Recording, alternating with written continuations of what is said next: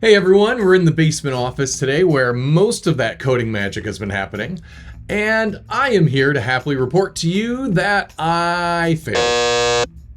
Now, why am I happy to report to you that I failed? Well, number one, I expected this 30-60-90 concept to fail at least once, and in reality, I expected it to fail multiple times. It's the first time I'm trying this. I'm figuring it all out. But in this failure, I like to do what I call failing for success. And what that means is that you take your failure and you gain a lot of valuable things out of it, such as, hey, I now know what not to do. I now know I need to steer it in this other direction. Some people get into an idea of failure is bad. Failure is not bad. Failure shows us so many things. I like to discard my fear of failure by thinking about my life as just a ladder of failures where each one gives me another step towards success. I got to learn what gets in the way of my development progress. And the biggest one has been life. I've been having to be a temporary single dad for a weekend for 3 out of, I think, the past 6 weekends. And that really slows things down. Another issue was the database. I've never used SQLite before, and it's been years and years since I've used a database in Android. So getting that functionality working took a little bit of time, and I wanted to learn and dive in a lot more than I needed to, just so I had more than what I used in my code. I had the actual concepts I knew how to use. I also ran into doubts this month. Last month was the exciting one. Everything is new and innovative. I'm just boom, boom, boom. I'm thinking of things, I'm adding it. This month is more, hey, why did I add that? What is this for? I'm writing a story now. Is this story interesting? Are people going to like this? And I'm kind of feeling like no right now. Why am I feeling no? Well, my normal creative mindset is now into logic, into code, into all kinds of things that are not the storyline of the game. And the storyline of the game is what's going to make this great. So I might have mentioned in the past that I've got another person going to help me with this, and they're going to help me write this darn story. So that right now I can just throw the most generic, blah, whatever, and make it work and have my mind tuned to making the game awesome and the gameplay and having the logic working and flowing well. I can take someone who's already creative with a great mindset, and he can add all that spice and sugar and make it so tasty and delicious. So another issue I had was I cracked my screen and I had to get it repaired. So that repair took about a week to happen. So what is some other treasure that I was able to find? It's quickly becoming more apparent that this is an exercise in getting it done. And then I can go back and make it better. I can grab my story writer. I can review it and refine it with him and just get it going to that next level that I know I need to have it to if I want people to actually play this game. Also, my mind is another layer deep into my game engine. I'm having to add variables and do all kinds of considerations to things that on the outside someone might never know. For example of this, I need to break out of my game loop whenever the game ends or whenever I need something to occur, and then I need to be able to go back into it. Well, I needed to rethink ways of detecting that, variables that are used, and get real tricky with how I have my game time working, because I added in some functionality as well this month to say that, hey, this is the timestamp of the future day, and then that date has to carry over and add 6 months or around 6 months the next event that happens, and so on and so forth, so that the game can progress to 50 years. We've got timestamps on everything, so it's cool and adds another layer of realism to it. This phase has also forced me to think about things and details that were difficult to envision, or maybe I just didn't even want to envision at the time. It's forcing me to go into it and basically give specifics on how I want it to work. Maybe this is a game development concept that I'm just not familiar with, but adding content to a game takes a lot of time and is very, very tedious. Far more than I thought it would be. I am sure there are more intelligent, modern, automated ways of doing this that I haven't explored yet because, once again, it's my first foray into this, but it's manual and feels like a lot of bloated code and takes a lot of time right now. So areas that I lacked organization or willingness for proper documentation are kind of coming back to haunt me. For example, I started just blah, I'm just gonna write in all my code, wanting to explain how that works to the person I'm going to have write my story with me, I realized he can't read that. That's not gonna make any sense to him. So I had to make a production resource tool for us to use of a spreadsheet. And that spreadsheet shows all of the event data. Each one of those events then will dictate the next event that goes, any stats that change, and shows the flow of how the game will go from basically starting on Earth as a company who gets this government contract to flying to planets and then getting to an end game.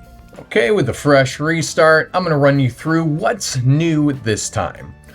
And so when we start game, there's a little bit of different text. I gave it a little version number down here, but other than that, it's pretty standard for this spot.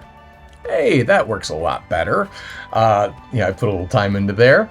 You're gonna notice on this area that a lot of the events are going to be different than they were the last time, but I didn't really get a chance to extend it out further.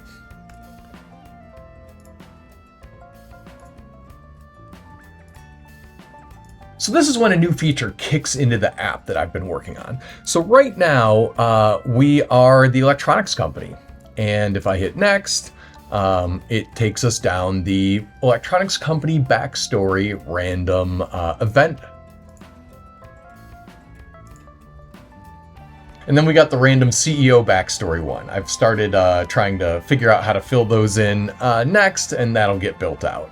So after restarting it and going through again, this time we got the mining company. So I plan on just at the beginning having 3 random company backstories and 3 CEO backstories. So hypothetically, we've got our company backstory and our CEO backstory at this point.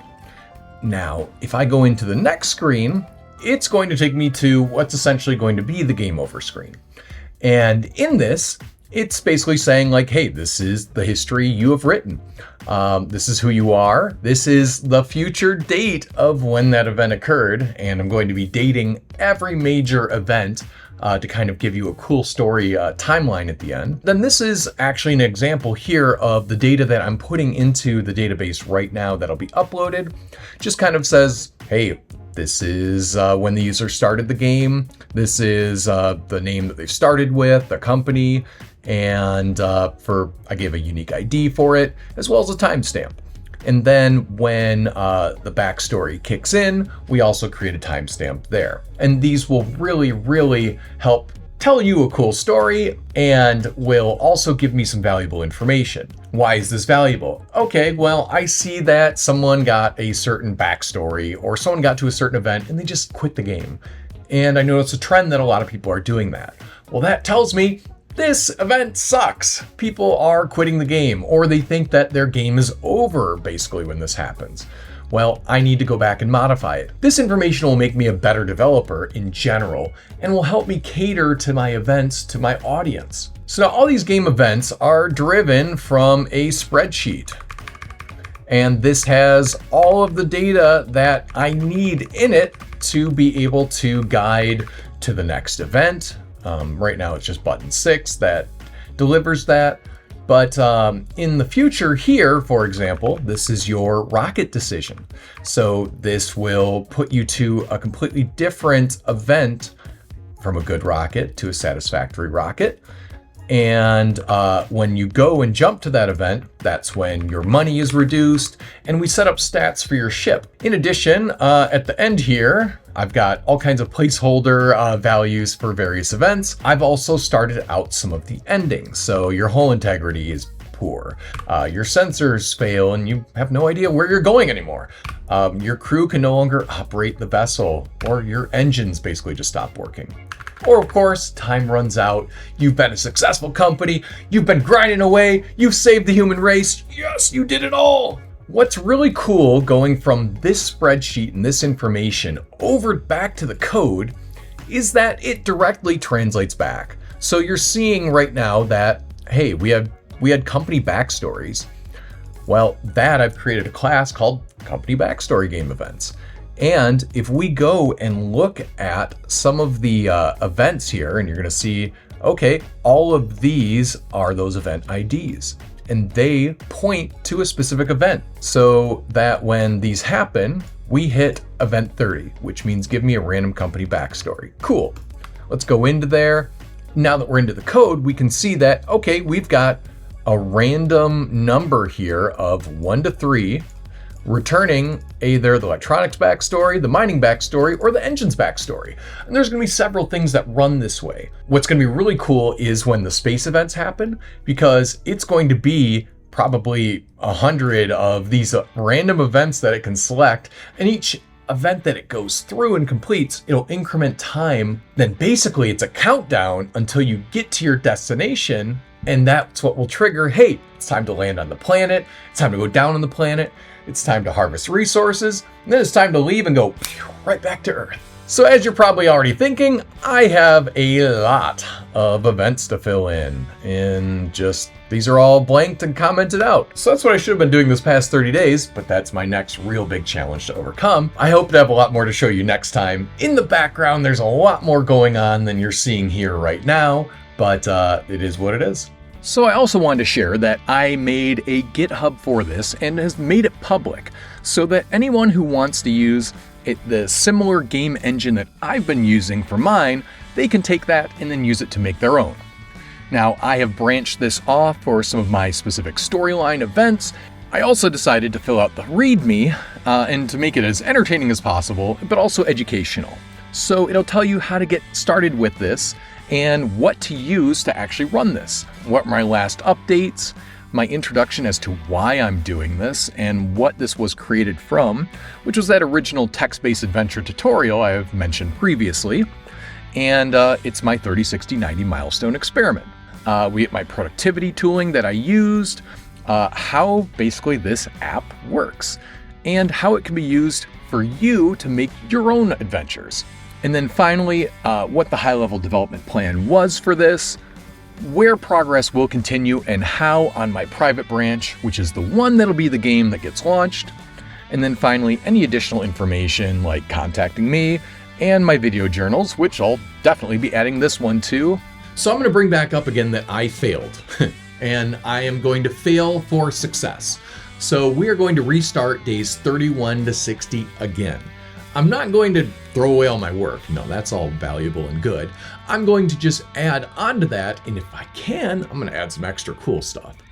But the focus is once again going to be story, story, story. I've got to get those game end paths to complete and get all of my basically events that I need to happen in between, so then my man with the story can come in and make it that much better. And that's the goal of the 31 to 60 days. You want to get to that end game state in a way that you envision. So some other things I can add on that are going to be immensely valuable to me, especially going into days 61 to 90, is going to be setting up an environment for beta testers.